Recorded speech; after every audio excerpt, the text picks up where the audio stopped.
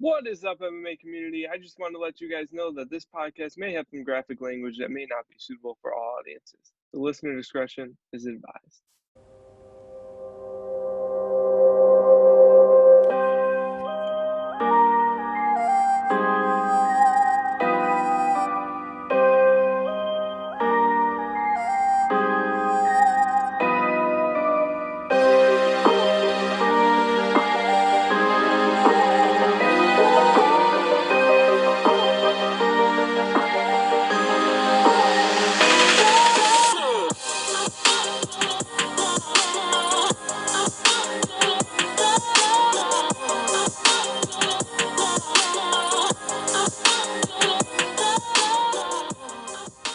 Welcome to the 12th ever episode of the BP and Mean Gene MMA show. As always, I'm BP, and joining me is Mean Gene, the newly retained betting machine. What's up, Mean Gene? What's up, Brian? He's finally in the green. He's up 0.1 units, but hey, it's better than that down 5 units he was about 3 weeks ago. So happy to see you. Well, I'm down, by the way, but go ahead. Yeah, we're finally in the black, not the green. Let's get the verbiage correct over here. But yeah, finally in the black. What? In my color coding in the notes, it's green, but but yeah, no, finally in the black. Happy about that. Finally just sticking to nice and easy, nice easy bets and shit. I'm not messing around and trying to take make crazy bets or take crazy parlays or anything like that. So. I think I got ahead of myself on that first show, just trying to, outdo myself and try to prove a point. And, it's like, hey, man, just stick to what got you to this point. So, what is this? I see some shine. Yeah, it's a new addition to the family. You're 1 week and you're going by gold chain. Hey, man, I don't know what to say. I like it. I'm finally in the black. I had to celebrate a little bit. Is it real? Huh? Is it real? Oh, it's 100% real. Yeah. Man. Yeah, nice and heavy. You better have some good bets this week. Yeah. Hey. Well, I'll have good bets in 2 weeks. This week's is a light card, but I'll definitely have a bet for this week. Maybe even 2. We'll see. All right. Well, first thing we have to do is we have to go over UFC 251. We got a lot to do today, all right? So just kind of stick with us. First, we had Kamaru Usman facing Jorge Masvidal. Masvidal with 6 days' notice. We're not going to harp on this a lot because it's Thursday and this happened Saturday, so everyone's kind of talked about it already. But yeah, the main thing I took away from this fight, everything that I expected to happen happened. The thing that I will say is, hey, 1.3 million pay-per-view buys. I think that Conor McGregor fight looks a little bit healthier for Dana White to throw in for Jorge Masvidal. What do you think about this? Yeah, it went the way I expected. Usman just dominated him from start to finish. I know I'll say Masvidal had some success in that first round. I could see some judges or some fans, whatever, giving it to Masvidal. I think a lot of that is just because they wanted Masvidal to win. Not the judges, but just the fans, some of the media or whatever, giving Masvidal that first. It was a close first. I thought you were saying the whole fight. I'm like, no, just the first round. Because I said he dominated him from start to finish, but maybe the first you could have given to Masvidal if you wanted to. I still had Usman winning that first round, but yeah, I had it 50-45.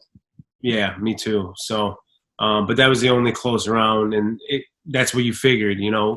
Masvidal's coming off of 6 days' notice. Flying out to Abu Dhabi. He was training a little bit before this fight, but he wasn't in true fight shape and didn't have a real camp. So you expected if he was going to have any success, it was going to be in that first to second round. And you could see in that second round he was gassing, putting his arms above his head after, I believe it was after the first round or for sure after the second round. So it just went the way I went. I think Kamaru Usman is legitimately, top 3. Outside of top 3 male champions in the sense of domination. I think you got obviously Khabib number 1, John Jones number 2, but that's starting to waver now with him having these close decisions, and then Kamaru Usman number 3. I just think he's that dominant, and I might even argue that he's more dominant than John Jones at this point. Yeah. of their careers. I mean, Usman legitimately, I don't see anyone in the welterweight division beating him, quite honestly. And Yeah. yeah, I expect him to reign. I mean, unless there's some injury, because I know he's got the bad knees. If something like that affects him in a fight, affects him in the fight or takes him out long term, that's the only way I see this guy, losing the title. So I agree. um, The it only was exactly what I expected. But go ahead, what? the only fight that I can see stylistically that's just interesting to me or intriguing that would just look different against Kamaru Usman would be Stephen Thompson, but he obviously has to work his way up there. I'm not saying that fight happens anytime soon. I'm just Yeah, saying it's just that's an intriguing fight to me, at least. Someone who has a different look for Kamaru Usman. But I agree with you. I see him reigning for a long time, and I legit cannot think of anyone who truly has a legit chance against him coming up. yeah, and the only guy that was close was Covington. I just think if they run that back, I think Usman beats him again for sure. But he seems to be the only guy that had some legit success. Yeah, And Covington was his hardest test in the top 10 right now, and he already beat him in his first yeah, time. So Covington, and I mean Burns. Burns kind of dark horse because yeah, of his skills. But even with that, man, I got Usman dominating. But back to your original point with the whole 1.3. I mean, yeah, man.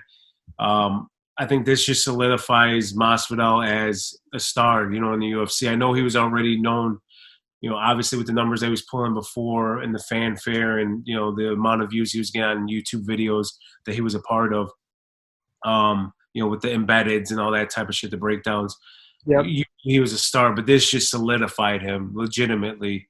I would expect if he wasn't even on this card, he'd probably pull like 800,000, maybe 900 if they were lucky. I think 900 is pushing, but 800 is where I. They were going right around 600, 700,000.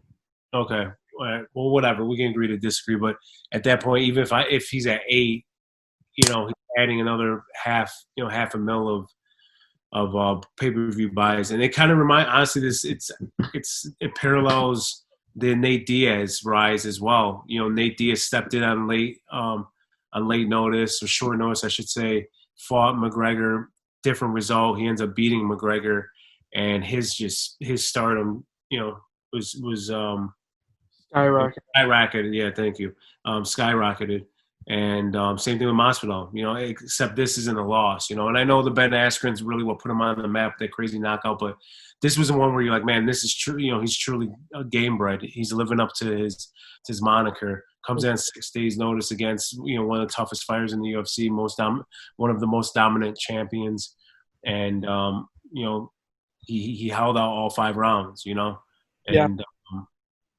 and weathered the storm. I mean, because Usman, probably could have finished him, but Masvidal's a tough fighter and was able to hang in there for the 5 rounds. So, and that 1.3 mil with the pay-per-view buys, I think, like I said, that solidifies him. I'd love to see him fight. We've already talked about this.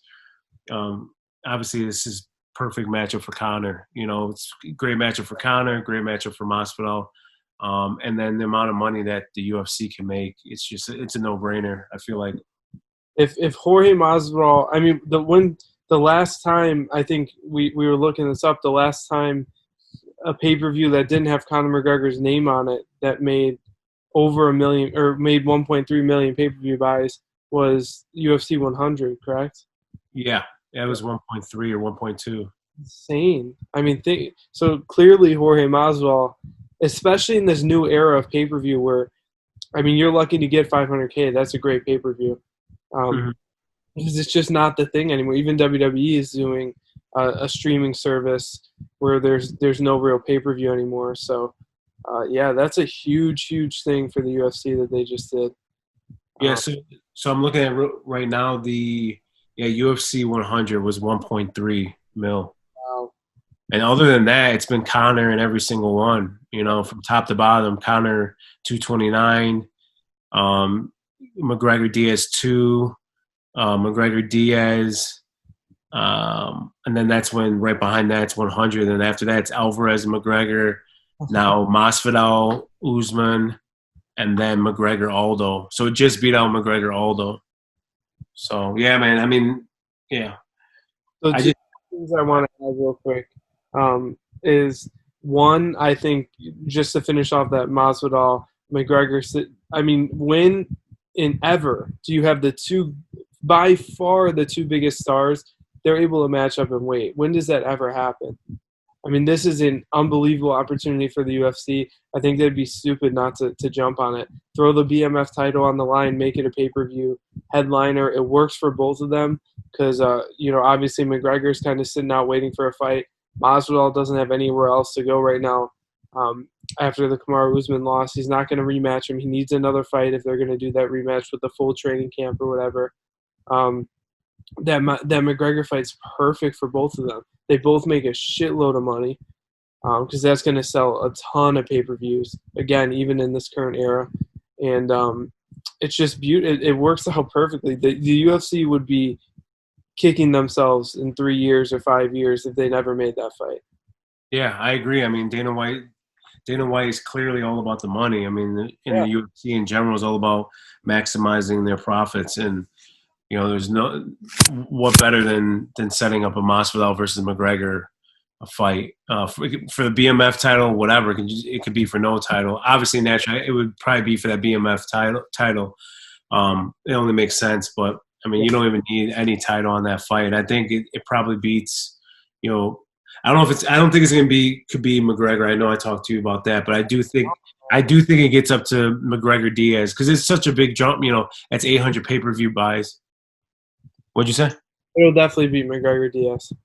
Yeah, McGregor Diaz is 1.6. I can see it. It should beat that for sure because they just did 1.3 on this Usman fight. So, but yeah, if I'm the UFC, man, it's a no-brainer. I mean, it's a no-brainer. It's a no-brainer either way, whether you do it with fans or without fans. Obviously, you want to maximize your profits. You can do it with fans, but, bro, yeah, it would be fucking incredible. That would be one of, I feel like, the best fights in MMA history. Legitimately, I'm not even trying to be a lame or a casual. I mean, you got two dynamic strikers, two guys, a great A side and great B side when it comes to promotion. They're going to be going back and forth with each other. It would just, man, it would be incredible build up to that fight. I'm telling you, that's what I'm saying. Where it's not just and it's evenly matched. Sorry to cut you off. And it's evenly matched. That's the other thing about it. It's like literally, it's a coin flip. And Masvidal is going to stand and bang with him. They're not going to do. I mean, it'll be like I don't want to compare it to the Cowboy fight because the result will be completely different. Maybe not the end result, but at least the how the fight goes. But I mean, in terms of Cerrone choosing to stand up with McGregor, I feel like Jorge Masvidal will be the same thing. They're just gonna have that mutual agreement, like, hey, let's put on a fucking show, and they're gonna keep standing, and it's gonna be phenomenal. And Masvidal hasn't been finished since 2008, and McGregor finishes people. It's a huge fight. Man, the more I think about it, the more insane it is to me. Like, wow. And the other thing too is it puts McGregor. I know McGregor's talking about he loves how he feels at welterweight or whatever. If he can beat Masvidal, he's up in that top 5 for sure. Mm-hmm. Yeah. I don't know if he does anyone else. I don't think there's anyone else he beats in that top 5, but at least he's up there. Yeah, I hear you. Because then they throw him against Usman for the title. That's the ultimate perfect scenario for McGregor is he beats Masvidal, they give him the title shot with Usman. If he can beat Usman, I don't think there's a chance in hell it happens. But if he beats Usman, then he has all the leverage. And hey, Khabib, you want to be a double champ? I'll either come down or you come up, whatever it is. Yeah. I mean, I don't know. Now we're getting crazy here. But yeah. A lot of things that have to happen. I mean, first and foremost is the UFC just needs to book this Masvidal versus McGregor. It just works out timing wise. We already went through it. We don't need to.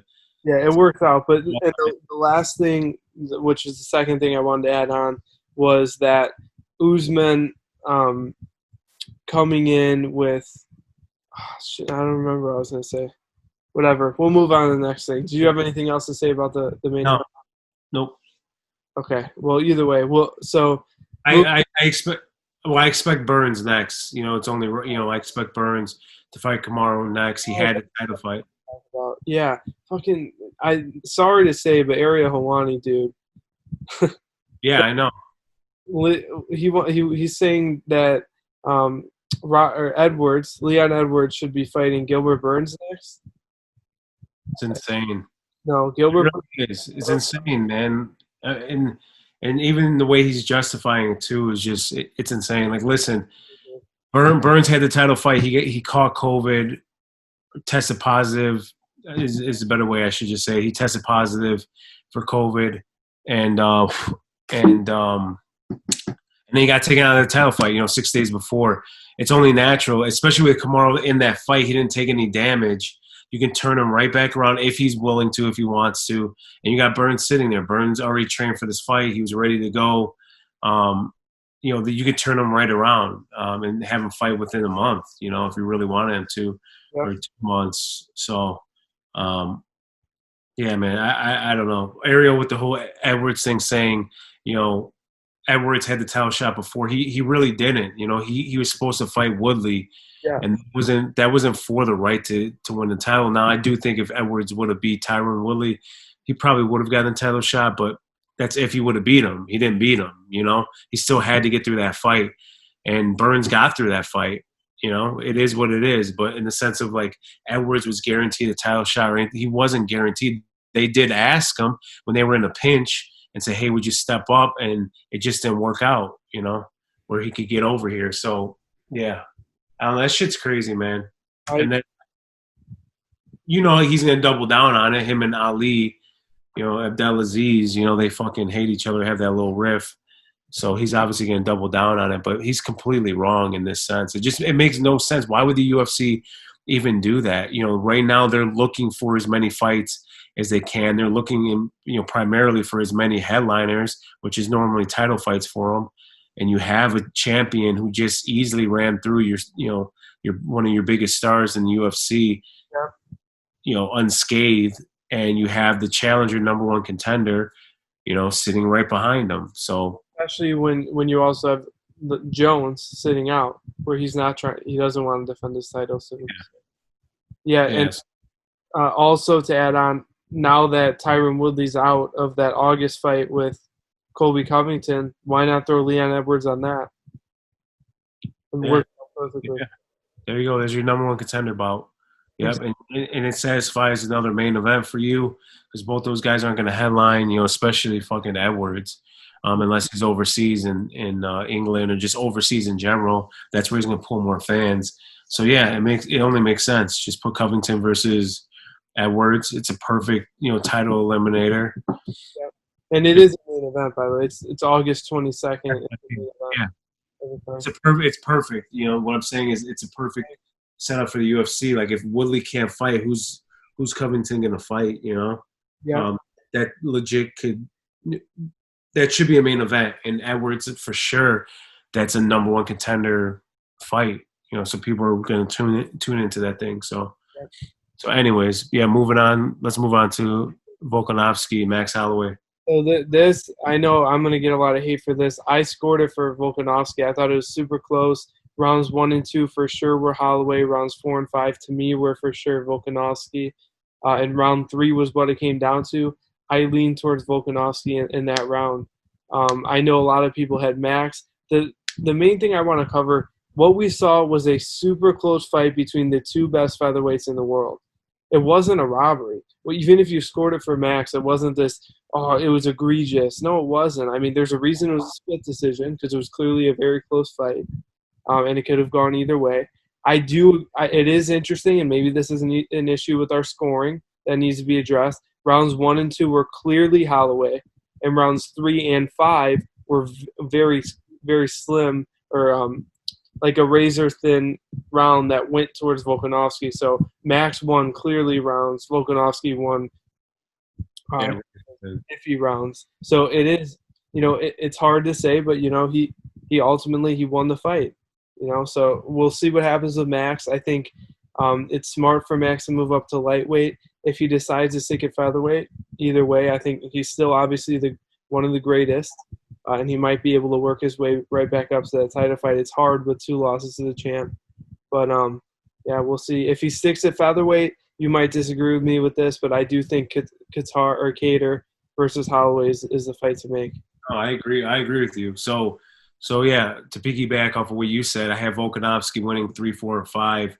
3 was the toughest one for me. I thought it was clear that Volkanovski won 4 and 5, Max 1 and 2, and that third round was razor thin. But I have Volkanovski. I agree with you in the sense of the robbery. It gets old when the result doesn't go the way that you expect, or the way you scored it. It's a robbery. It's not a robbery. I mean, it was a close fight. Robbery is when you got a domination. A robbery is honestly that comes to mind is Johnny Hendricks versus St. Pierre. That's a robbery.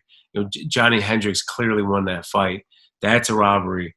In boxing, Bradley over Pacquiao. That's a robbery. Shit like that. That's the definition of a robbery. Yeah.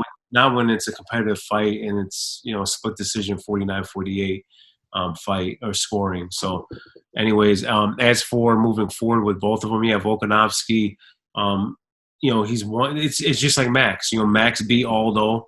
It's the same exact situation, except Max was more dominant against Aldo. But it was, Max comes in, beats the GOAT, Aldo, and then people are like, "Is he for real? Is this guy a legit champ? You got to run it back." So he runs it back and beats Max or beats Aldo even more convincingly. A little bit different. Volkanovski clearly won the first one. You're wondering, is it legit? Is he comes back and beats Max the second time, not as convincingly, obviously. But at this point, you still have questions as to can he reign in that division, because that division is absolutely stacked. I mean, we just saw last night Calvin Kattar dominating Dan Ige, to be honest with you. I know a couple of those rounds were close, but he won 4-1 pretty much. You got Zabit in there. You still got Korean Zombie, Brian Ortega. They're going to fight Yair Rodriguez, and then Josh Emmett on the outside. He's got the ACL issue, but he's looked good in his last 4 fights. So it's a stacked division. So will Volkanovski even reign? And if he doesn't reign, it's just like the Stephen Thompson. Stephen Thompson loses twice to Tyron Woodley at 170. You're thinking, fuck, he's in purgatory. Tyron Woodley loses, and now it's a brand new gauntlet or whatever, brand new obstacle course for Stephen Thompson. A new path, or there is a path for him to get back to a championship. Same thing in this with Volkanovski. He's got a couple tough guys he's got to get through, and if he doesn't get through them, man, then Max is right back in there. So yeah, I agree with you. With Max, I would like to see him fight Kattar. They both fought relatively around the same time, within 3 days or 4 days of each other. Mm-hmm. And Max looked like he got out of there pretty much unscathed. Nothing crazy. Kattar, a little bit different. Looked like he might have broken his nose. We'll see. But yeah, I think stylistically wise, Jesus Christ, it's another incredible fight, a fun fight. Those guys on the in a multitude of skills, stand-up skills. It's going to be incredible to see these guys throwing kicks, punches, whatever, on the feet. And it'll be interesting to see their boxing skills clash, because Max Holloway is one of the best boxers in the game, and so is Kattar. He's seeming to be. So personally, I think Max Holloway's kickboxing will be the difference. I think he'll be able to keep Kattar out of range, but either way, it's a phenomenal fight. And to go back real quick about the Max Holloway, his path back, I do think if Volkanovski reigns, he still has a path, because this decision was so controversial. Where if he becomes undeniable, if he strings together 2 more wins, beats out Kattar, and then beats out, I don't know, Yair Rodriguez or whoever they throw. I'd say Korean Zombie. Yeah, but Korean Zombie, if he beats Brian Ortega, is getting the title shot. Yeah. Okay. Yeah, so if he beats Kattar and then beats someone else, depending on who it is, whatever, he's going right back to that title shot. And then they'll just say, that second fight could have gone either way. They'll probably play it up as though Holloway truly won, whatever they have to do to promote it. And then, they'll do that trilogy if he's undeniable and if Volkanovski reigns. Yeah. Yeah, I agree with that. So, but anyways, In Uh, terms of Volkanovski, there is that looming Henry Cejudo. I don't think he wants that at all. It doesn't make sense for Volkanovski to to to kind of give that fight any attention because it's all for Cejudo. I don't think the UFC is super into that because it turns into a GSP situation. Is he just going to win the title and vacate it? And then it doesn't make sense for Volkanovski because if he wins, everyone's just going to be like, okay, dude, you beat a flyweight or you beat a bantamweight. Um, if he loses, it's like, Jesus. yeah. Obviously, it's not good for Volkanovski. Yeah, I mean, I disagree with that. I mean, Cejudo's obviously established himself in the game. I think if he beats him, I don't think it's anything like that. Like, oh, you beat a lower weight. For me, the reason why you don't do it from the UFC standpoint is like, what is the point right now? Volkanovski's won. He won the title and just defended it for the first time. That's it. Like, we're still trying to figure out who Volkanovski is. Like I just said earlier, you know, when trying to figure out the path back for Max Holloway. Do we even know right now that Volkanovski can get through the featherweight division? I think he can. I think he's that skilled. I mean, shit, you've seen him 2 times against Max. The guy has incredible feints. I mean, the guy is amazing with his feints. And whatever, he's just a great, you know, he's a very good fighter in general, but he needs to be tested. And I feel like with Cejudo, it's like, man, it's way too early. Like, establish Volkanovski as a name in that division and in the UFC in general, and then you can make a super fight where the fans are going to actually want to tune in. That headlines a card. Yeah, good luck getting like 600 pay-per-view buys, if that, 500. I'm just saying, if it's Volkanovski versus Henry Cejudo and that's it, and you don't have any other title fights, support it. Henry Cejudo can pull the card himself. No, hey, you're crazy. I don't want to go down this path. I don't do want to be. $100,000 around what it's at, but that's a good fucking pay-per-view, especially. I mean, yeah, and I want to see that fight. I mean, obviously, you can see if Cejudo can win 3 in a row, or 3 in a row. Pardon me, 3 titles, 3 different weight classes. But I don't know, man. I just if I'm the UFC, just let Volkanovski just build his resume. You know, let him beat some of these top contenders. Let me just say real quick 2 things. Number one, him being 600,000 pay-per-view buys for 1 title fight or whatever. That's still a great. It's not. You're not going to get Jorge Masvidal numbers, so or Conor McGregor numbers. But 600,000 pay-per-view buys again is just to give you reference. 700,000 pay-per-view buys for UFC 249, the first card back after quarantine, and it was headlined by Tony Ferguson and Justin Gaethje. So, and literally was stacked all the way through the prelims. Yeah. I mean, and that's why but like you said, stacked. I'm saying if you're just headlining that card and you're not stacking it, you're not putting other title fights under it or big fights. It's just Volkanovski's not there with his name yet. You know, that's what I'm saying. What I'm saying is you're proving my point. If you're not stacking it at all and it goes to 600,000 pay-per-view buys, that just showed, okay, it was worth it for the UFC. No. Well, maybe I misspoke. What I'm just saying, I figure the UFC would stack or put some. I'm saying that by itself cannot. Yeah, I mean, I misspoke. And now as I'm talking, I'm realizing, I did misspeak.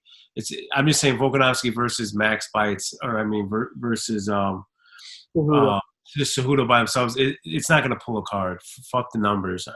You know, I miss whatever. My numbers are off, but it's just not gonna hold weight because I feel like Volkanovski, his name isn't established yet. I mean, people are still getting to know him. He needs to knock off some more guys before you give him Cejudo. Yeah, I definitely agree. He should be more established. If he gets a few more wins, his name goes up, and then it's better for both of them. My point is, like what I was saying earlier, the last thing I wanted to talk about with this is, from Volkanovski's standpoint, even then, unless it's anything, for money, it's worth it for him, and that's where I agree with you. It's worth it for him if he builds enough of a name where that Cejudo fight is a super fight, and he'll make money relative to that. But otherwise, it's not worth it for him. It doesn't help his legacy at all, is what I'm saying. It helps, like, oh, he has Cejudo on his resume, but, I mean, no one knows what this guy's going to look like at featherweight. Like, Cejudo is small for bantamweight. And you're still being a champ. I mean, whatever. Yeah, I know that, but I'm just saying. I'm just saying if Ngannou beats John Jones, I mean, you're not making that same argument. Not at all. or anyone at heavyweight, you're not making that argument because Yeah, John Jones. if Ngannou beat Israel at Adesanya, then yeah, I would make that argument. That's two weight classes. You're moving him up two weight classes. Henry Cejudo is killing himself to get down to If get down to what is it 125? Like if, he's if, a 135er. if Adesanya beat John Jones and then moved up and Ngannou beat him, that wouldn't be good for that wouldn't be the best for Ngannou's. I'm gonna get into weeds. All I'm saying is like, man, Henry Cejudo killed himself to get down to that weight class. So it's like Conor McGregor. Conor McGregor, he's more of like a 155er. So beating him at 155, you wouldn't say like, oh, he's a 145er. Like he's a big 145er. He struggles to get down there. So I'm saying really Cejudo is that when he beat TJ Dillashaw for the title. Okay. Pardon me, the other way around. When he beat when he just won the title, when he won the 135 title, like Moraes. Yeah, he can fight. He can fight at that weight class. I don't know, man. I'm just getting the weeds, dude. Because I think this will prove it perfectly. If Conor McGregor were to fight Kamaru Usman and Kamaru Usman beats Conor McGregor, does that help his legacy? I mean, it's a name on his resume. Legacy, though, is my point. Whereas him fighting a contender would help his legacy more than beating a 170-pound Conor McGregor when everyone knows 155 was his weight class, and he used to be the feather. I don't know, man. Whatever. It's Henry Cejudo. I mean, he's going for a triple champ. He's beating a two-time champ. Two different two weight class champ. I think for sure it helps his legacy 100%. If he wins, of course it helps. Just like McGregor beating Dustin Poirier. I mean, it's like the same thing. That's all I'm saying. He has way more to lose than Cejudo. Of course, yeah, I agree. It's not. My point is, it's not. He has more to. Yeah, he has more to lose because Cejudo's going to walk out. That's the only reason why. If Cejudo remained in and he was still fighting, he has nothing to lose. He has something to lose because he doesn't like this dude is literally just coming up and trying to take one bout and that's it. He's not going to stay around. He's not going to get a rematch. None of that shit. He could beat Cejudo 4 rounds of one, and Cejudo somehow pulls off some weird submission, or it's this fight, Volkanovski versus Max. It's razor thin decision. He's not getting a rematch. I mean, that's why it's a fucking. Yeah, that's why it's a bad. I wouldn't take the fight. I wouldn't do it from the UFC standpoint either. There's just no point. Why? You want Volkanovski to have a name. That's what you want. I do think Cejudo's coming out of retirement as well, which we'll talk a little bit more. I'm sure he will. Yeah, but let's move on, man. We're like that's what I'm saying. Fucking like 15 minutes on this shit. All right, Piotr Jan versus Jose Aldo. Speaking of Aldo and speaking of the bantamweights, Piotr Jan, Aldo looked competitive. Like I did mention, he was going to throw those leg kicks. He did bring those leg kicks in. In that second round, he really started piecing up Jan. But then Jan just ultimately took over. Jan made championship adjustments, proved to me that, okay, he is legit champion. And he just ultimately kind of took over and dominated Aldo in that fifth round. Or was it the fourth round? No, it was the fifth round. Yeah, that fifth round when the fight went on a minute and a half longer than it needed to. It was just it was way too much. Yeah, I agree with that. It should have, it was a bad stoppage in that sense. That he should have ended it sooner. But yeah, as for what I expected, this is what I expected. I picked Jan. I figured he would he'd beat Jose Aldo. I mean, I figured it would be contested on the feet, and Jan's just a better striker on the feet. He switches stances. The only thing that was going to keep Aldo in the fight was the leg kicks. You called that for sure, and he brought him back. He hasn't been really throwing leg kicks for the past couple years. And he came out. It looked like he was focused. Aldo looked good. There was no excuse. You can't say that this guy, whatever 135 isn't his weight class or anything. He looked good. It's just he got beat by the better man. Yeah. And Piotr Jan, we'll just see what ends up happening if he gets Aljo, because UFC Dana's fucking crazy with what he's saying. Trying to say that Sterling. he doesn't know if Sterling's the #1 fight or whatever the fuck he said. I Yeah, don't even know what he actually said. It's just something to the effect of like, I don't know if that is the fight to make. Like, what are you talking about, dude?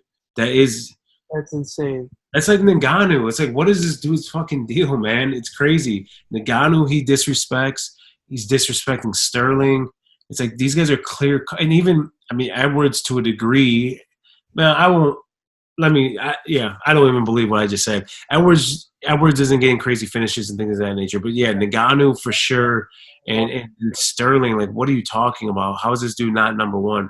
You're gonna put Marlon Moraes above him this is what's crazy about this. He just fucking said that, like, I don't know, I had it for Aldo, and then he gives Aldo the fucking title fight against Cejudo. So you're saying that he beat Moraes, and now all of a sudden Moraes is, and then Sterling comes out and fucking finishes Sandhagen in the first round, and now you're trying to say Marlon Moraes deserves a shot? Like, Yeah. I don't know, man. It's crazy. Although I did just hear Moraes is supposed to fight. There's some rumor who he was. Let me look at this ranking. Oh, Cody Garbrandt. Okay, I'm good with that fight. I'm good with that fight. As long as Sterling gets the title fight, I mean, you cannot have the winner of Moraes and Garbrandt fight for Sterling for sure, especially after a quick finish. He's still healthy. As soon as Go ahead. As soon as Piotr Jan is ready, Aljamain Sterling is ready. That's insane. It legit would be, like, I don't even know how to explain it. It would be Tony Ferguson-esque. It's not as bad as or as egregious as Tony Ferguson, but it'd be Tony Ferguson-esque if they skip over Aljamain Sterling. It'd be horrible. It'd be a horrible pick. It would be. Yeah, that would be an atrocious move by the UFC. What else does he need to do? I mean, he took on the contenders. He's got a 4-fight win streak. He had that one loss to Moraes. So maybe if they really had that issue, then have those two fight it out. Yeah. Good point. I think that's stupid because then that's a perfect rematch to do when one of them is champion. And here's the other thing. It's just like with Jan, and that was my issue when we got talking about, is Jan really deserving of it?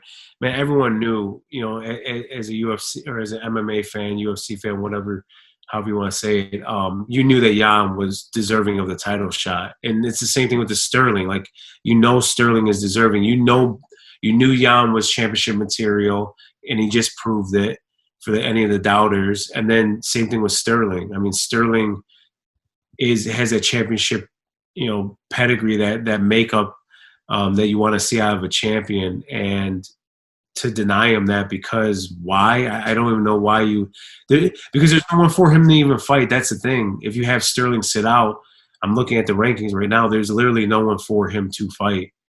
It would be Moraes versus Garbrandt, and that's it. There's no one else. Sandhagen, he just beat Munoz. Come on, I mean, really? And Jimmy Rivera, I mean, I think he beat Jimmy Rivera. He might have beat Munoz too. So I don't know. I don't want to get into the weeds because this is gonna be a long-ass podcast. We have to cover 2 other cards. Yeah, we'll clean it up. But just in general, yeah, Sterling is deserving of it, and that's what I expect. Here, I'm just gonna jump ahead to the next one. The only other, Rose Namajunas, she looked good. Obviously, she fucked up her eye. She did get battered in that 4th and 5th round a little bit, but in the 3rd round. Yeah. But she won. I'm super happy she won because now Weili Zhang has another contender, a legit contender, and because I love Weili Zhang. Super excited to see, Zhang Weili, whichever way you want to say it. Super excited to see her.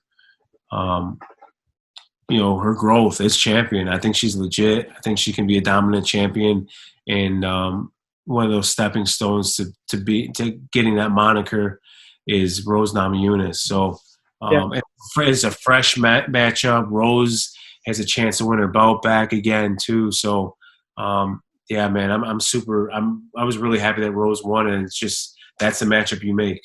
So.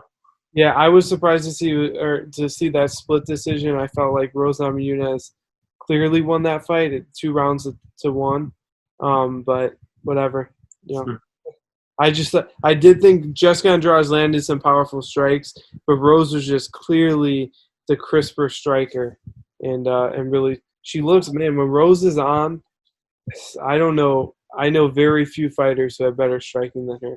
Yeah, yeah, she's amazing, man. So, So um, then we had Amanda Ribas versus Paige Van Zant. Ribas looked great. Her stock rose phenomenally. Destroyed Paige Van Zant. Not much to say about the fight. Quickly grabbed that armbar. Just clearly just outclassed her. A better fighter. yeah, Also, her post-fight press conference. She's a little star coming up.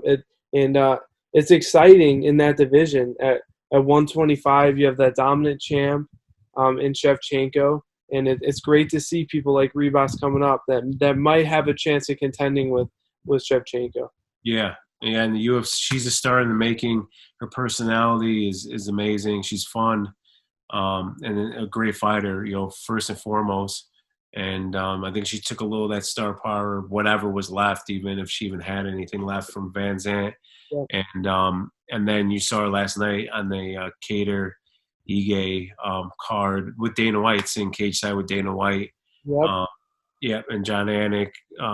They went back and I think you can tell me if there was any other fights because I missed the early part of the card, but they actually went back and like broke down her fight on the pay-per-view. They didn't do that for any other fighters, so maybe it's because she was in attendance at the fight. But yeah, man, the UFC's pushing her, and it's well deserved.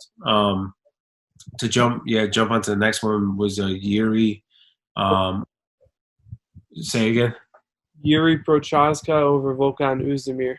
Yeah, That was statement win for Yuri. And I'd like to see him get a top 5 guy. I mean, you gave him a top 6 guy or whatever the hell Ozdemir was. I think he was 6 or 7. Yeah, move him up, give him another tough fight, and new blood in that light heavyweight division. Yeah, for sure. I completely agree. Prochaska looked great. There's questions as to whether he would that I guess that skill would translate into the UFC. It did clearly. Ozdemir is a fucking durable guy, and he took him out of there quick. It will be interesting. He was a little bit sloppy with his striking. He took a few shots from Ozdemir. It does make me a little bit nervous when he goes up into that top 5. The Thiago Santoses of the world, the Glover Teixeiras, the obviously the Dominic Reyes, the John Jones, all very crisp strikers, all very, and even the Jan Blachowicz of the world. They're that whole top 5 is full of very accurate and crisp strikers. So Yuri, it does make me a little bit nervous if he's going to be kind of balls out, throw haymakers in there. It might not work well against that top 5, but we'll see. Yeah, we'll see. I'd like to see him get Jan next. That was a perfect fight. Yes, Jan Blachowicz is the fight to make. So, all right. Well, do you want to? The rest of the fights we don't have to go over. We'll just go over how we did in terms of our picks in a second. But I do want to cover Kattar versus Ige real quick. Go so we can wrap that card up. Just go through. We'll have to go through each of our picks, just break down what our record was, and then the bets, and then we can move on to the next card. All right. I was just going to do that when we're making our next picks. But, all right. All right, Mean Gene. Now you're in the green, so or in the black. Yeah. You're going to start making the calls. So for that card, I was 8-5, bringing me to 17-18 total. And my bets overall, I was down 1.6 units that card, and bringing me to down 3.85 units. So I'm creeping downwards. Well, Mean Gene, he flipped. Gene did phenomenal on this card. He was 12-1. That Yuri Prochazka was the only fight you had wrong, and you were 23-12. And overall, you are now you were up 3.1 units on the card, and you're up 0.1 unit total now. Yeah, what's the overall record again? Getting you that gold chain. So your total record is 23-12. Beautiful. Yeah. Yeah, man.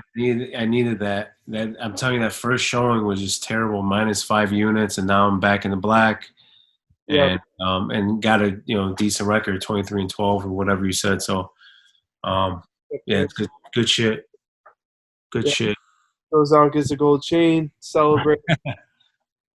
Now, let's I calculate. got I gotta keep winning so I can pay it now. Yeah, exactly. Pay the run a center off.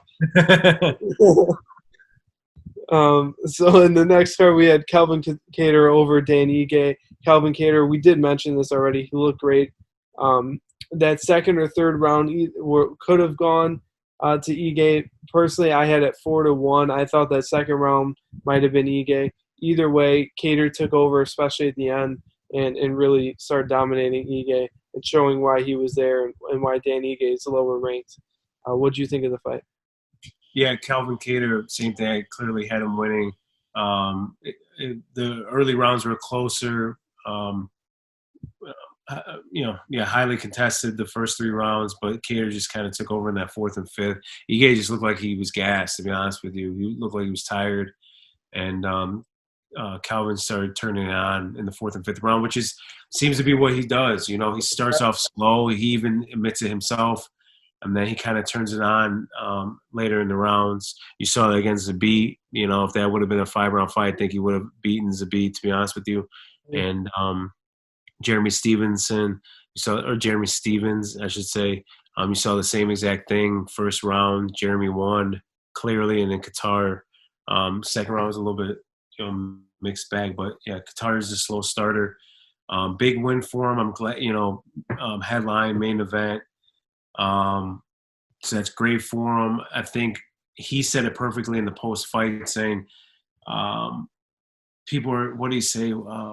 Just people are fighting. I'm trying to think. The champion is Volkanovski, and Volkanovski has said in the past, these guys need to just fight. Forget about trying to call me out. They need to just put on fights. A lot of these guys aren't fighting in the division.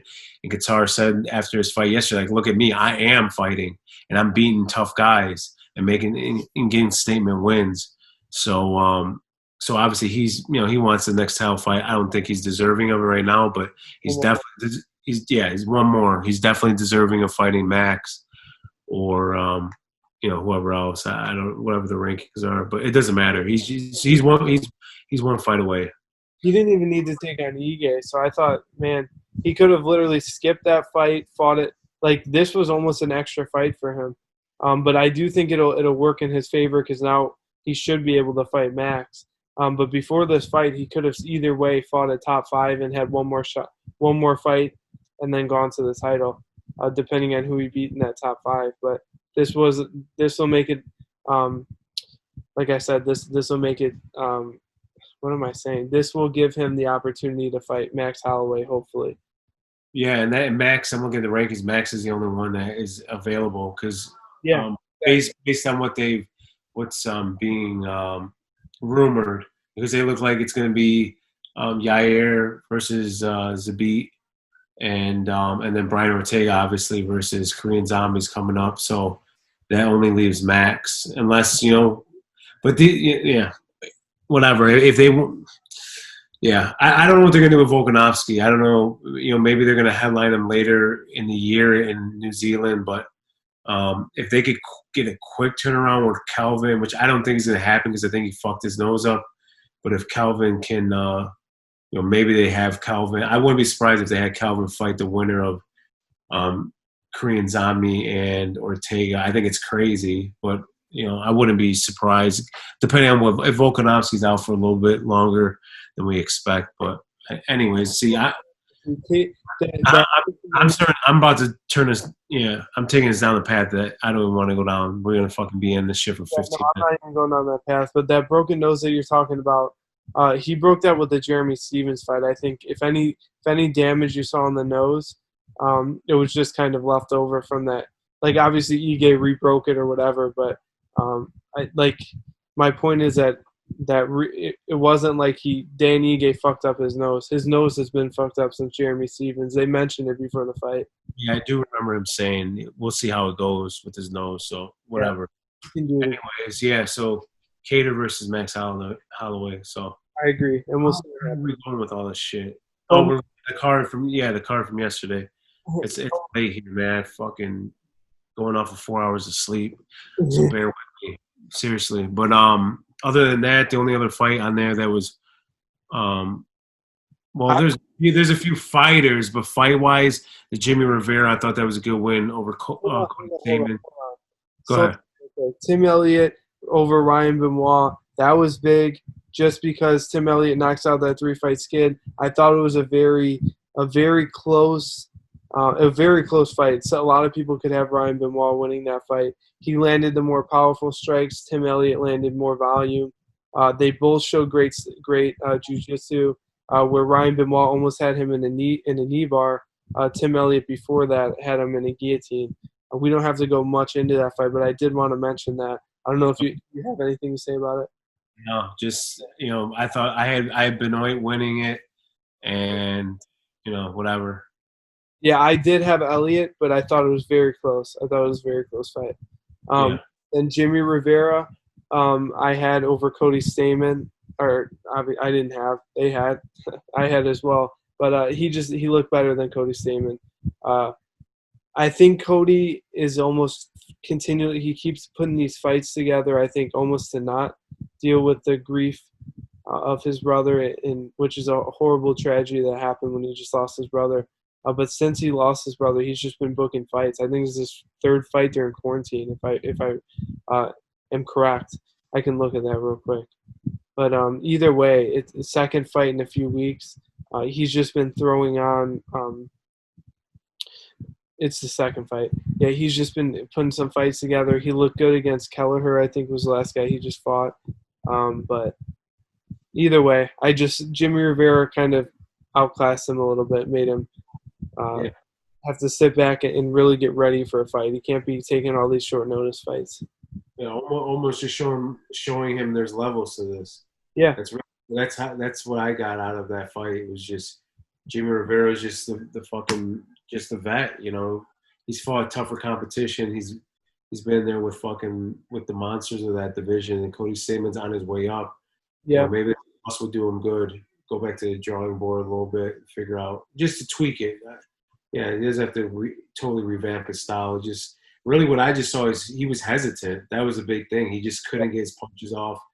And Jimmy Rivera was able to get in and out, and Cody wasn't able to really get into his rhythm. And so yeah, that's that. Just real quick, I'm sure you're gonna jump on both these guys anyways, but it's not even about the fight. It's just the performances. The Lazez performance was incredible. That guy, well, honestly, real quick, because you're skipping over Santos. I'm just going to go through up to the fight because I know you want to get to that, and then we can get past this card. But because we'll just go in order. Talia Santos over Molly McCann just looks better. Like as soon as that fight started, the way McCann tried to grab the center of the octagon. Santos used her range perfectly and then just took back the center of the octagon. She was just more dangerous, just seemed like a better fighter. Yeah. So that's all I wanted to say about that fight. You can talk about Lazez if you want. Yeah, Lazez just looked great. I mean, on the feet, it's incredible. Yeah. He's throwing those elbows up the middle, kicks. I mean, he had just a vast array of strikes. It was incredible. It reminded me like of John Jones, when he was coming up, just throwing crazy shit, spinning shit, elbows, mainly the elbows, is what reminded me of John Jones. Yes. And I was super impressed by his striking. I didn't know anything about this guy. Come to find out, he, Dana White found out about him at his son's graduation dinner. One of his friends, 17-year-old kid, is the one that put the 17-year-old kid. I guess is from Abu Dhabi, or United Emirates, or whatever the hell you want to call it. Wherever he's from, I shouldn't even say whatever you want to call it. Wherever he's from, Dubai, Yas Island, whatever. I don't know specifically where the guy's from, but he is from over there, and so he just told Dana White, like, "Hey, man, take a look at this kid. This kid is incredible. You guys should sign him to UFC." So Dana called his matchmakers, told him, hey, sign this kid, get him in the UFC immediately. And man, he looked great. Super impressed by him. I'm actually, he's like one name. I like to write down young prospects or type them into my phone, whatever you want to say, and just keep track of some young guys that have look really well and have some bright futures. And he's one of them for sure. I agree, and I thought Abdul. He has a great chin too, because Al Hassan at that beginning of the fight, I thought Abdul, okay, he's gonna knock him out quick. He just was bombarding him, hitting him, and then Lizette just took over after that. He kind of let Al Hassan gas himself out, and he was eating those shots, and then Lizette kind of took over as a more stylistic and creative, and ultimately just better striker. Yeah. But you mentioned writing names down for prospects. No better names to write down than Chimaev. Yeah. Khamzat Chimaev. Remember that freaking name. He looks like the middleweight Zabit. I know he's going to end up fighting at welterweight. He only fought at middleweight because of the short notice, but God, he looks unbelievable. Looks like the middleweight Khabib. That's what I just said. Yeah. It's a beat. Oh, did I say Zabit? There's Yeah. Oh, I'm sorry. Yeah. What am I saying? Khabib. Yeah, he looks like the middleweight Khabib. And he'll be fighting at welterweight. But, man, he just looked unbelievable. John Phillips is a vet. He's had 4 or 5 fights in the UFC. He had 4 fights prior to this. That was his 5th fight in the UFC. A vet comparatively when you're 6-0 going into a fight. And Chimaev just destroyed it. He took him down. He literally looks like Khabib. He took him down, grabbed that inside hook on the leg, left the other leg out, and just started bombarding him. And then he would dunk him onto his head and then keep punching him. The guy tries to there's no way to get up. Like, it was just a phenomenal performance from Chimaev. Yeah, he was attached to his hip. I mean, it was incredible. And like you said, I don't know if you already said the striking in the fight or the first round, whatever it was like 76 to like 2 or 3. It was domination. So yeah, John only landed 2 strikes. Like you said, another guy to pay attention to. Yeah, we got to throw that in. That's a huge one. Remember that name. Yeah. I'm excited to see him fight again. Yeah, me too. I wouldn't be surprised if he fights within the next few weeks. Yeah, so that was pretty much it. There's that story of obviously Paul Felder having to get off the commentator booth for Jared Gordon. Jared Gordon got a win. That was pretty cool. Other than that, there's not much else to say about the card. Agreed. So let's move on. With all this time that we've already spent, we'll try to be real quick. But we'll just go over our picks really quick. We don't really have to break down the fights, mainly because no one wants to listen to us break down even more fights for this Figueiredo versus Benavidez coming up. So we'll just say our picks real quick. You say your picks, then we'll recap them, and then we'll go through the bets. All right. The show. So yeah. First, we'll listen to Mean Gene, the betting machine's picks first. I probably forgot some of them, to be honest with you, but I got Figueiredo, top to bottom. I got Figueiredo over Benavidez. I think it's just going to be a repeat of the first fight. Figueiredo is just the stronger, more powerful fighter. Benavidez just lost a step, to be honest with you. He's always a bridesmaid, and I think it's just going to continue to be, he's going to remain that bridesmaid. And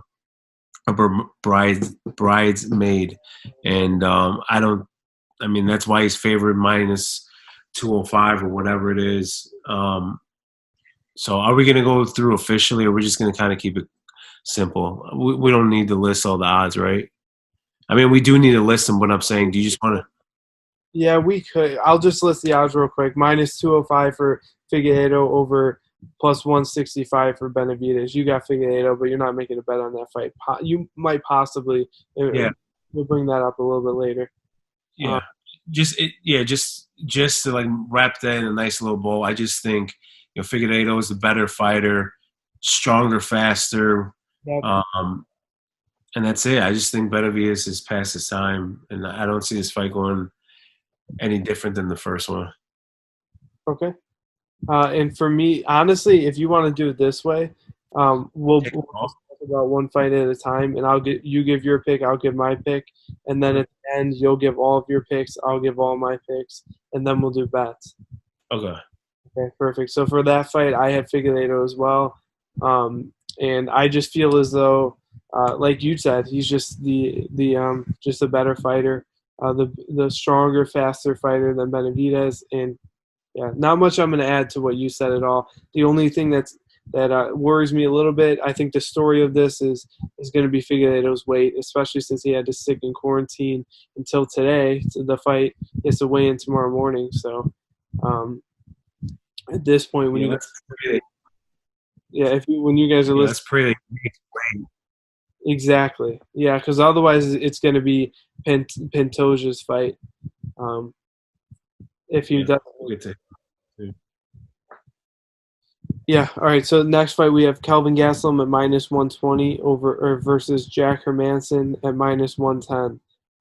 Who do you got in this fight, Gene? I got Jack Hermansson. I think, man, it's such a tough fight to call. Yeah. Kevin Gastelum is a favorite. Man, when Kevin Gastelum's on, I would take him. But I think he's on like a 2-fight losing streak or 3-fight losing streak. Yeah. And don't get me wrong, he's fought some tough guys, but his last fight he lost to Darren Till. The one before that was to Israel Adesanya. Is that it, or did he fight someone in between? But man, I'm trying to hurry this fucking thing up, and I keep stopping myself from hurrying this up. I'm making it longer by asking these questions. But yeah, he's on some type of skid. It's and Till, yeah. Oh, okay. And man, I just like Jack Hermansson's grappling. This is the main reason why I'm taking Jack Hermansson. I think Jack, striking wise, is competent. Obviously, Gaston's got more power and a better boxer, but I do think that Hermansson can handle himself on the feet. And I just think grappling wise, I think he's a stronger grappler. I know Gaston is a wrestler. I'm just saying strictly from a grappling standpoint. I feel like between the two, who can keep the other one against the cage, it's Hermansson. I think Hermansson can use his strength and his length to dirty this fight up, and potentially take Gastelum down and maybe even submit him. So I got Hermansson in that fight, and that is going to be one of my bets as well, because I like the line. I feel he is the underdog slightly at -110. And at those odds, man, I literally think it's a coin flip fight. And I think matchup wise, stylistically, I think Jack Hermansson can handle him grappling. That's how I figure he's gonna win. He's gonna get it on gas and pin him against the cage, and eventually kind of trip him to the ground and just ground and pound type of shit. I don't know if he'll finish him, but I just see him dirtying up the fight and getting a decision win. Yeah, I agree. I have Jack Hermansson as well in that fight, mainly just because of he's been on it. He's been a great fighter. I agree with the grappling, and this ultimately I think his stand-up's a little bit better. I do think Kelvin Gastelum's a decent boxer. I think Kelvin Gastelum is super durable, and he's more durable than Hermansson is, and that's kind of the equalizer on the feet, where I do agree with you, where Hermansson's going to look to grapple, but ultimately I think Hermansson's just a better all-around fighter, and he's going to end up fighting. And he's fought great guys. He's been on a tear. He had that loss to Jared Cannonier, who is the dark horse of the middleweight division, and I think Jared Cannonier is going to get a title shot very soon, and he's lost to Thiago Santos.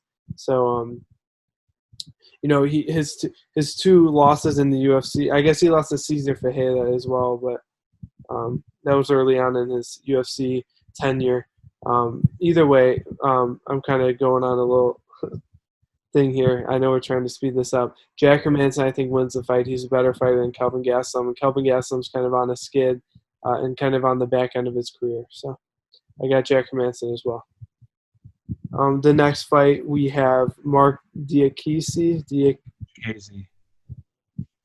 Yeah, Diakese or something. I don't know how you pronounce it. minus 165 versus Rafael Fiziev. Fiziev, Rafael Fiziev at plus 135. I got Jacasey,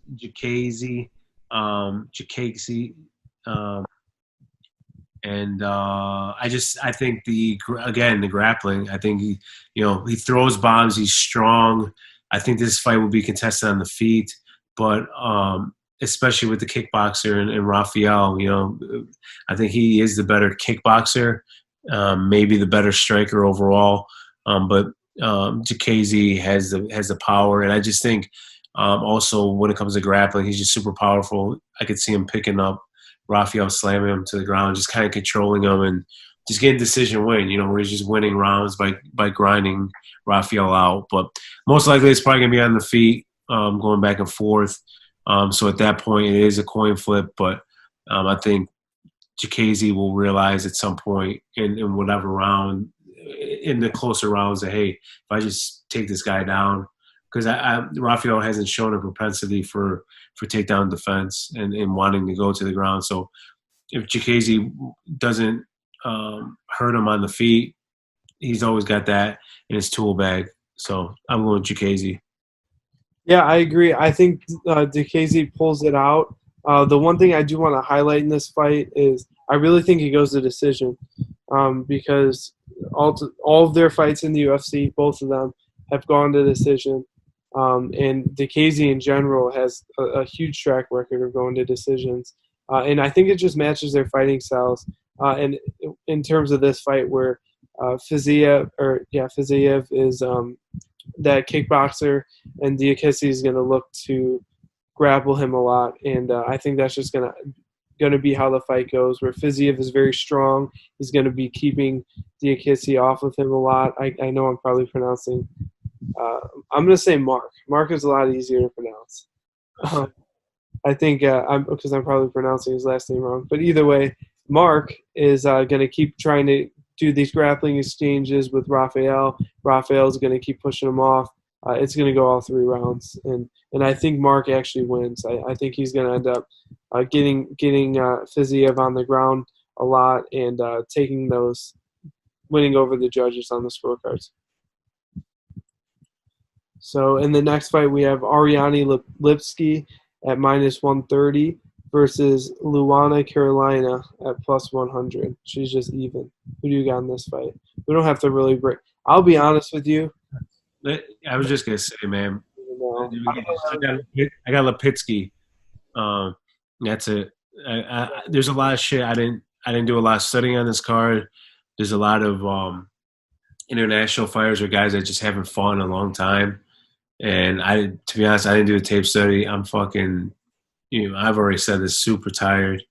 As you guys know, as you can tell, I'm hanging on by a thread. So, but I got Lipski. Who do you got? I actually got Carolina in this for 2 reasons. One is I guess the main reason that I have in this fight is just that Lipski is kind of being given to Carolina as like, are you legit? Lipski does have experience. She fought Molly McCann, lost. She fought Joanne Calderwood and lost. And then she won her last fight against Isabella Dupadua, who knows who that is. But either way, I just feel like this is Carolina's been on. She's got a 2 or 3 fight win streak in the UFC. And she's only had 2 or 3 fights in the UFC, so I think they're going to give her Lipski, see if she's legit, and then step her up in competition even more if she wins this fight. So I know she's the plus 100 underdog, very slight underdog. That's even money on her. I'm going with Carolina.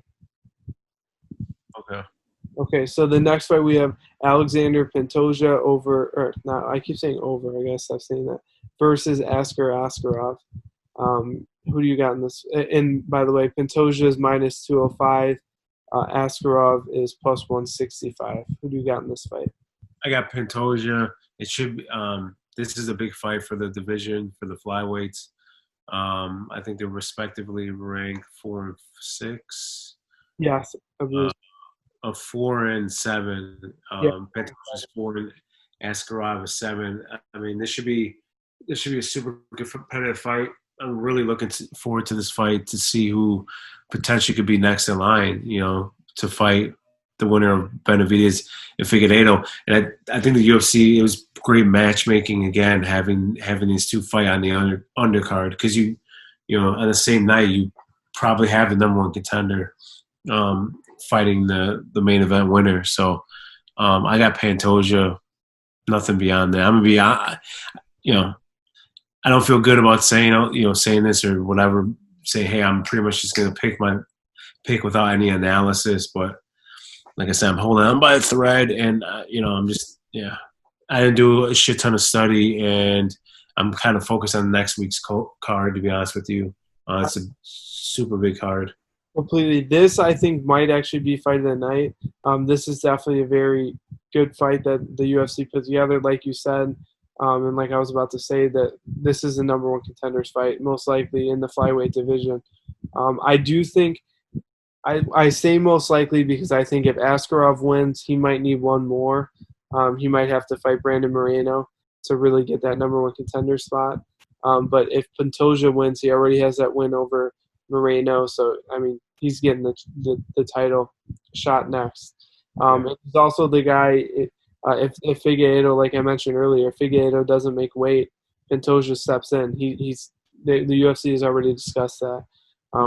But I agree with you. I think Pantoja wins. I think Pantoja wins the fight.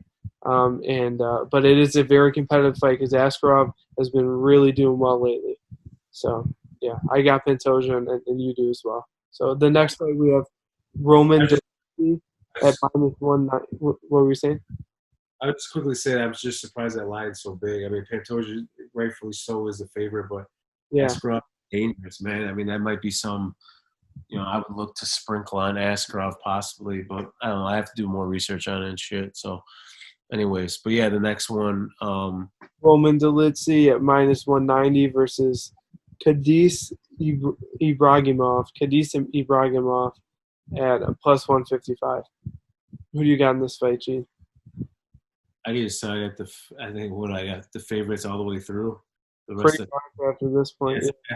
Yeah, I have the favorite.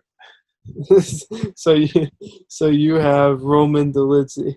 Yeah, I lost my juice, man. I'm telling you, bro. Once I knew I knew this was gonna happen. Once we got to this fucking part of the podcast, once we got to this card, the energy level was like, I'm like 5%. Rub the gold chain a little bit. Yeah, that's not gonna help either. We're back. Anyways, Delos D, whatever the fuck his name is. I got him. So that's about.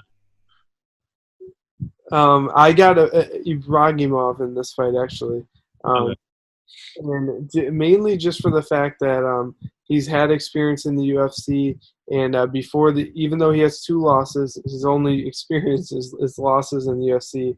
Before that, he was an undefeated fighter coming from M1 Challenge, what's his name? Dolidze is he's pretty much where Ibragimov was 2 fights ago. So coming off of WWFC, and he's the champion, undefeated as well, and he's making his UFC debut. Kadis has been in this spot. I think Kadis, with very little analysis on my side of their actual fighting styles and stuff, but I do think Kadis pulls it out just with that veteran status, and I like that he's +155. I think that's a little sleeper pick on that. Okay. For the next fight, it's Grant Dawson at -240 versus Nad Norimani at +190. Who do you got in this fight? I got Grant Dawson. I think he's legit favorite in this fight. Mm-hmm. Rightfully so. Tougher competition, but only slightly in the sense that he was on Contender Series. He was out for a while with USADA issues. But yeah, I like Grant Dawson. I think he gets it done. He's one of the UFC's potential, next big things. Yeah. He's just been out with that USADA issue, and yeah, Grant Dawson is the pick. Yeah, I got Grant Dawson as well. He was actually one of the first people I really film studied on. This was back in January because he was originally supposed to fight on that Conor McGregor card against Cerrone. Obviously, that pulled out against Chad Skelly, but my analysis still stands, and I feel as though Grant Dawson has that great wrestling, and he's going to take out Narimani, Nad Narimani in this fight. And like you said, he could be that next big thing for the UFC. I know the UFC is expecting a little bit of that out of him, and we'll see what he pans out to be. In the next fight, we have Joe Duffy over. I keep saying over. I need to stop doing that. At -365 versus Joel Alvarez at +275. Who you got in this fight? I got Joe Duffy. I think he destroys Joel Alvarez on the feet. I mean, I think the UFC is just kind of feeding this guy to Joe Duffy. Joe Duffy's not a big name, but he's of the fame of being Conor McGregor's first loss or whatever. But I think he pieces Joel Alvarez up on the feet. So I got Joe Duffy. Yeah, exactly. Joe Duffy hasn't really panned out in the UFC like they wanted him to, especially like you said, over having that one win over McGregor back in the Cage Warriors days. But either way, I do think I agree with you. I think he's just got the experience in the UFC. He's fought Dustin Poirier. He's fought James Vick. Even though both of those are losses, again, that's a very likely win for Joe Duffy in that point. This fight. So I have him as well. So in the next fight, we have Montel Jackson at -200 versus Brett Johns. I think it is Brett Johns. It is, yeah. At +160. Who'd you have in that fight? I don't remember, but I know we did this. I wrote it down. No, but I got Montel. Actually, now I think about it, I got Montel Jackson. Yeah. Yeah, I just got Montel Jackson, man. I don't know. I apologize. I'm being real. I apologize. So you're good. I agree. I have Montel Jackson as well. This one was actually the one I spent the most time kind of looking at. Brett Johns has way more experience than Montel Jackson. Yeah. But I just after looking at both, I just felt like Montel Jackson. He's on a 3-fight win streak. He lost to Ricky Simone, but then he went on that 3-fight. He beat Brian Kelleher, and then two other guys that aren't really big names, but it is important to me that I think Brett Johns is kind of being fed to him as more of a here's a good name, like we just mentioned earlier. I think he's just kind of being fed to Montel Jackson, so Montel Jackson can have some more experience under his belt as he moves his way up the rankings.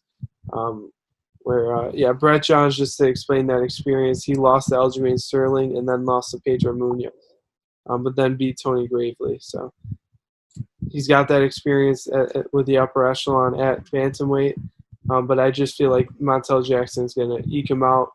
Hopefully, I think, too, because he is that up-and-comer. So,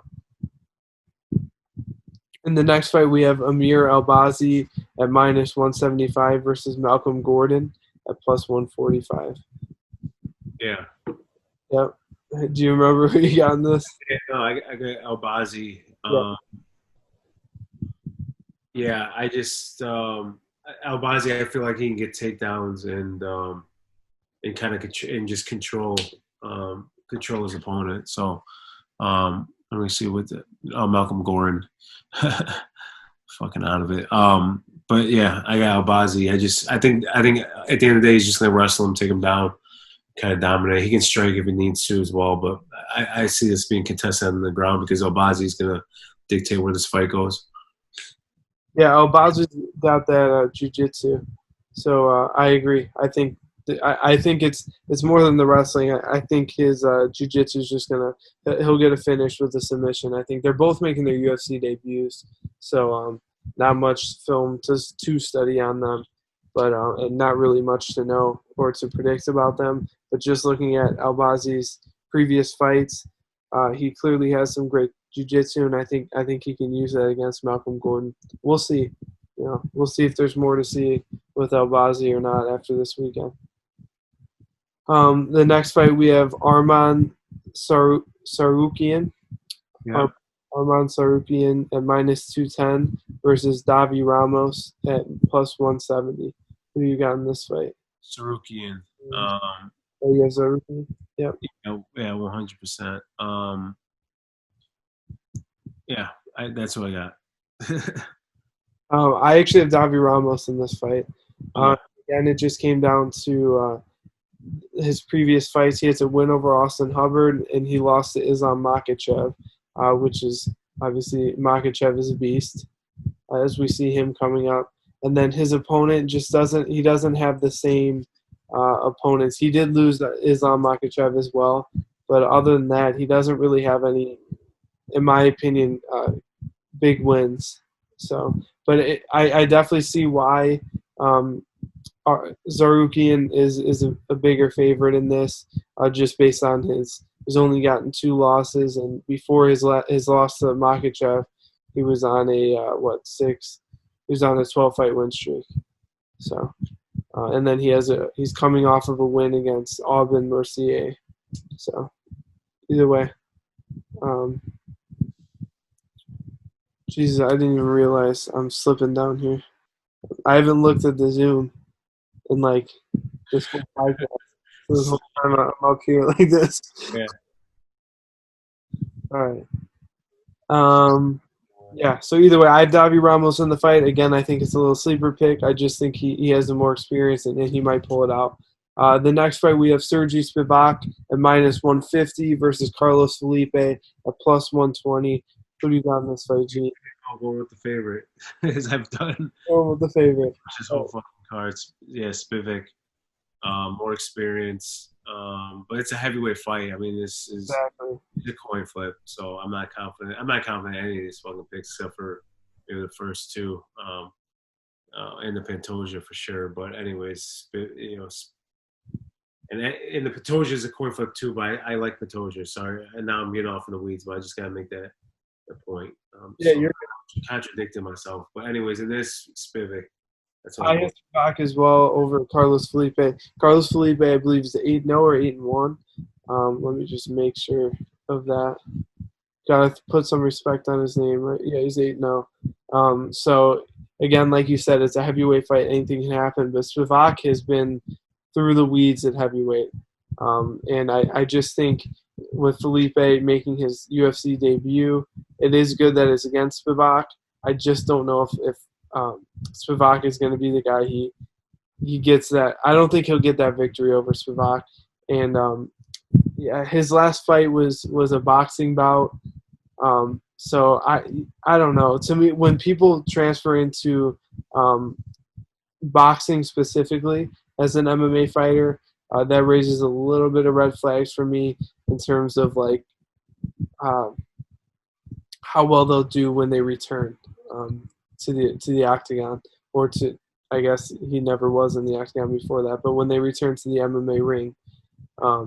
And we'll see, especially when he goes from boxing to the UFC now, where he had never fought in the UFC prior. So we'll see. The only reason I say that is, like, say someone goes and does a jiu-jitsu tournament, that translates more into UFC than if you go and do a boxing, which is a super restrictive striking sport. Yeah, at least in my opinion, I don't see a lot of success when people go from boxing back to MMA. But yeah, other than that, that's the end of our picks.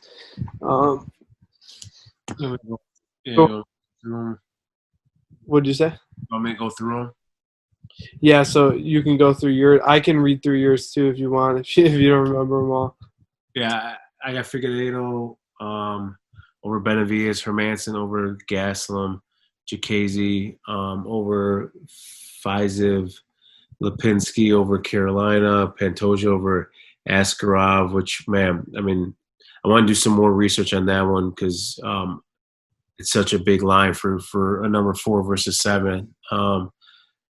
And then I got Benavidez over Ibrahim, whatever the hell his fucking name is. I got Dawson over Normani, Joe Duffy over Alvarez, Montel Jackson over Brett Johns, Malcolm, Albazi over Malcolm Gordon. What the hell is his name again? Huh? Zarukian. Yeah, Sarukian over Ramos and Spivak over Felipe. Man, I'm fine. I'm barely fucking hanging on here. I apologize legitimately. This is not my best showing. No, it's all good. We'll just next time we got to do this. If I ever get in the green, it'll be my treat. Is I want you to get drunk and start reading some names. We'll see what happens. I was gonna say I feel like a fucking 5-round fight where we're in the 5th round where I'm just fucking done. It's like what's his face? Curtis Blades versus Volkov. Yeah. Looking good. I was looking good those first 3 rounds. Legitimately, I had the energy, and then once we hit this card, it was over with. I'm just holding on. Well, we only got one more quick little segment just to give our bets, but I'll run through these names quickly. I got Figueiredo over Benavidez. I got Hermanson over Gastelum. Jacasey over Fiziev. Carolina over Lipsky. Pantoja over Askarov. Ibragimov over Dolidze. Dawson over Narimani. Duffy over Alvarez. Jackson over Johns. Albazi over Gordon. Ramos over Zarukian. And Spivak over Felipe. And yeah, those are my picks. And then we will have, real quick, we'll do our bets. So me and Gene, the betting machine, newly in the green. Let's hear it from you. I like that. You rhymed it. Few words rhyme together.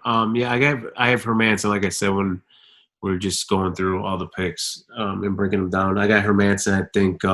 I think it's being a dog at -110. It's a great number. It is a coin flip at the very least. He could even be the slight favorite. I think he's a better overall fighter. Gaslam's on a little skid. Gaslam has issues with gassing as well. Even though he's tough, he will stay in fights. He can take punishment, but he definitely slows down when he's not properly conditioned.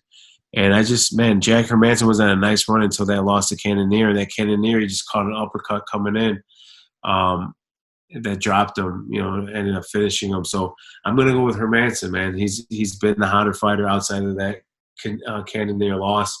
And really, I'm pointing towards the grappling. I really think that Hermanson's going to get in on Gaslam and just try to control him and just dirty up the fight. And I think that's what's going to give him the victory. I think Gaslam isn't going to be able to handle that dirt.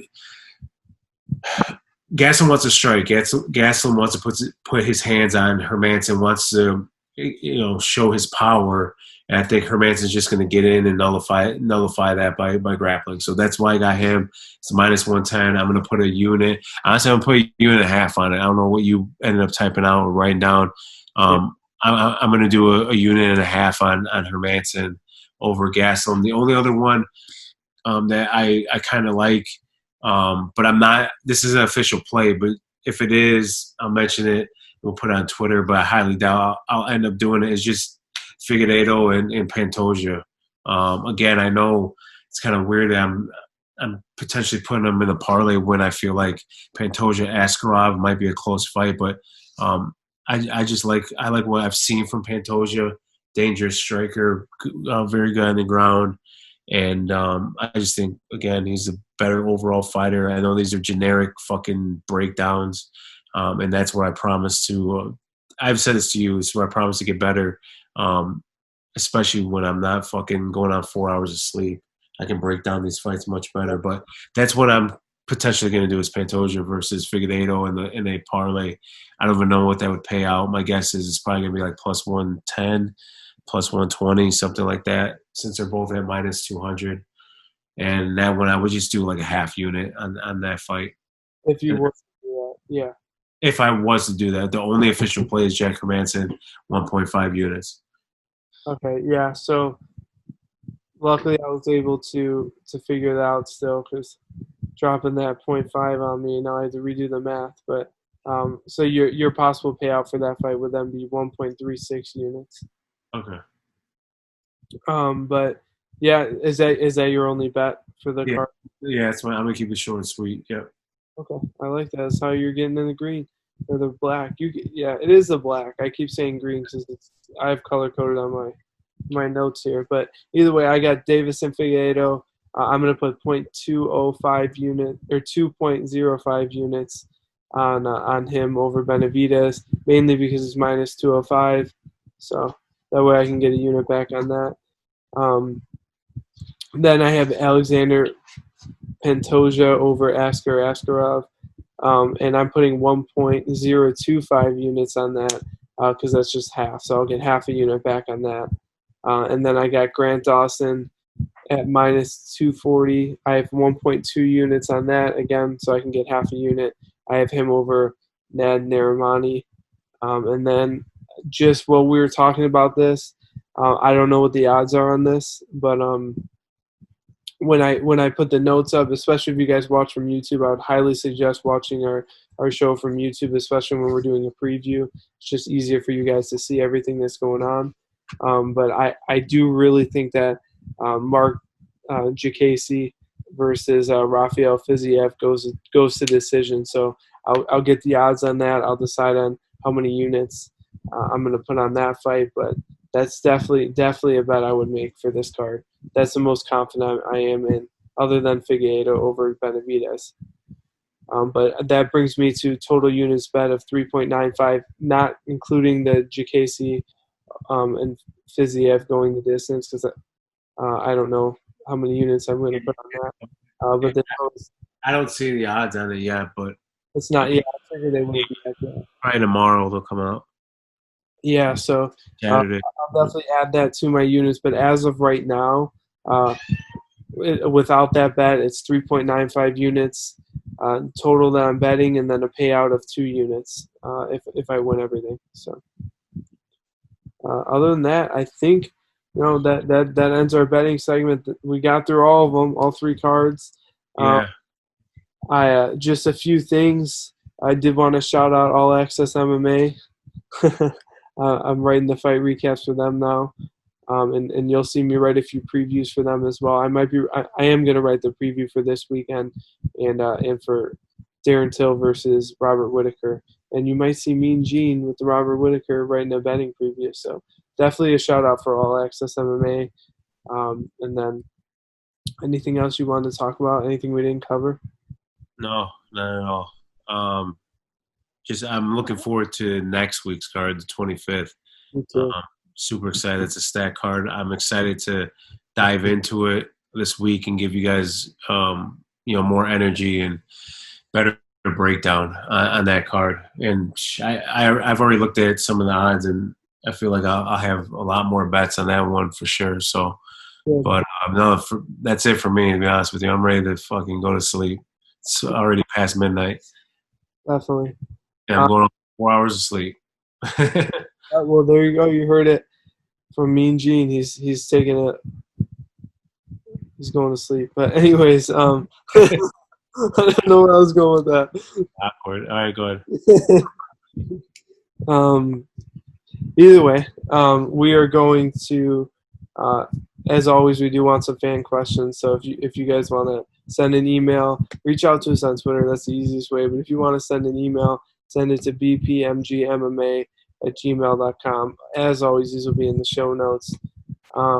Did they close that account yet? Because we haven't. There's no activity. You know what's funny? The last 2 episodes I've looked at our inbox, and I'm like, no way. So today I looked at our inbox thinking, what's going to happen is we're going to have like 10 questions. I was like, why don't you answer our questions on the show? Still inbox empty besides the conversation we had with someone on there. But no fan questions yet. And so if you guys want to, maybe just to save our Google account, give us something. Yeah. Anyway, then we'll move on. Go follow Ty Booman. We call him Ty Booman. Tyrell Brown. Go follow him at Cloud City Cartel on Instagram, and it's the same thing on Twitter as well. Cloud City Cartel. So he creates the artwork that you see right behind me. Beautiful job. We have shirts. We have business cards. If you ever see these things around, Yeah. pick them up. Follow us.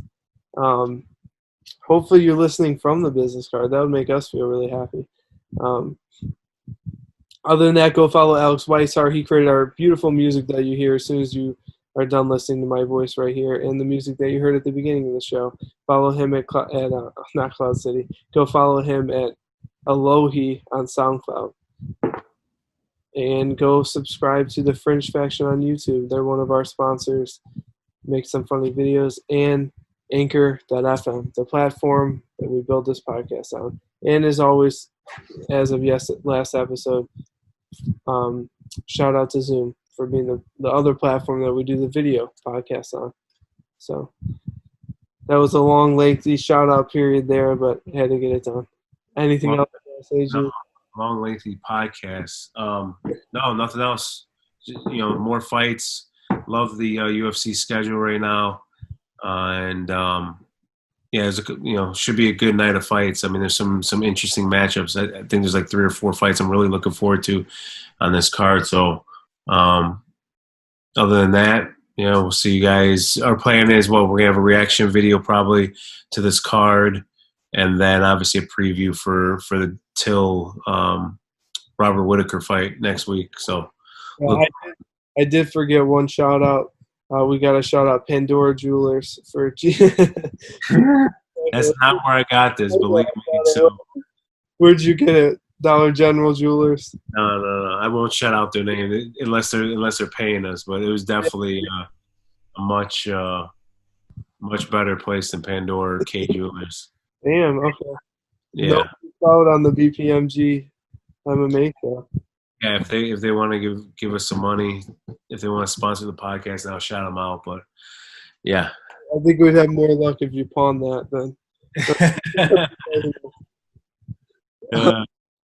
Either way, yeah. Good talking to you again, Mean Gene. Talk to you later this week. I'm sure we'll have some fights together on Saturday. But other than that, that's it from us. So peace. Peace.